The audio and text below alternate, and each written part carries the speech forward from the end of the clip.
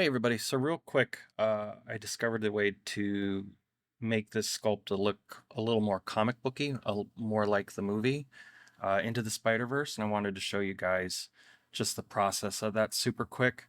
So the big takeaway from all this is to go from, if you have it lit, you want to change it to matte cap.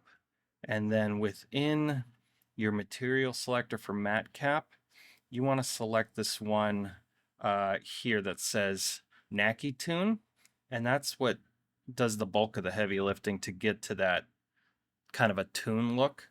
And then from here, you go into your post-processing tab, and the way that I made this particular model look the way that it does is I clicked on the cold preset to give it this kind of a look.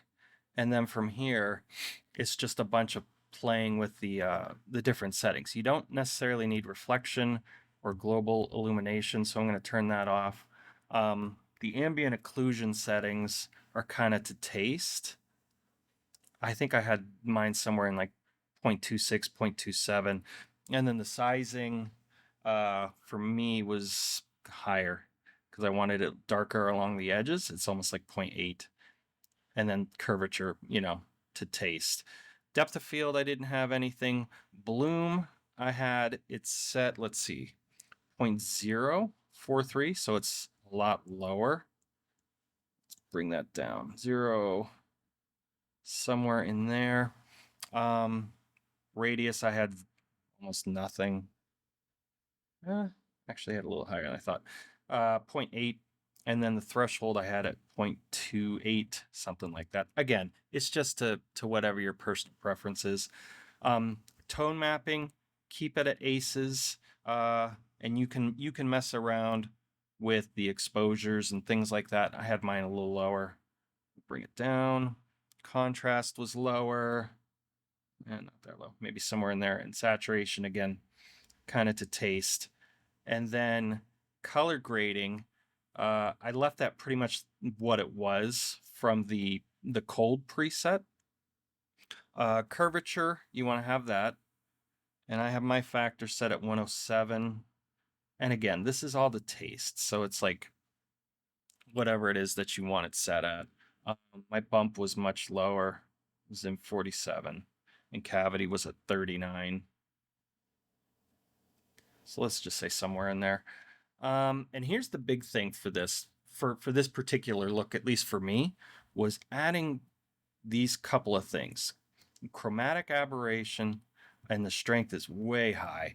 What did I have it set at? 1. Yeah, all the way up. And then your vignette is fine. Grain is, if you want it, you can have it. I had it off. Sharpness, I brought it up a bit. And then this here, these two here, I added pixel art, and I took the strength way down, all the way down as far as it'll go. And then I also added in scan line. And for that, I had the factor at, let's see here, 0.15. Something like that. And then the spacing I had at 1.17. So we'll take that way up. Something like that. And then those two you can leave on as well. Let's see. I take this down even more.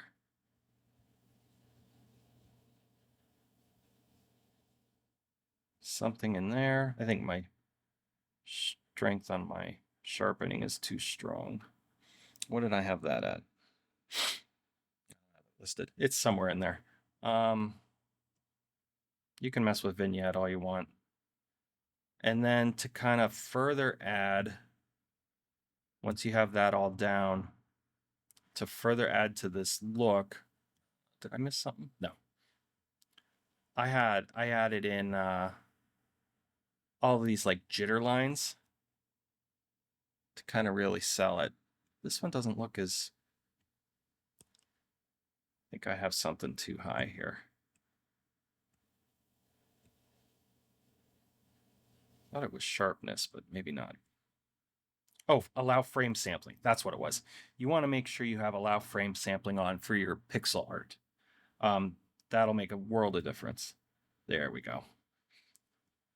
And then you can see all the other settings. And yeah, that's pretty much it. That's how you get this kind of interesting looking cartoony look to your sculpt. So hope that helps, guys. Appreciate you watching. Thanks.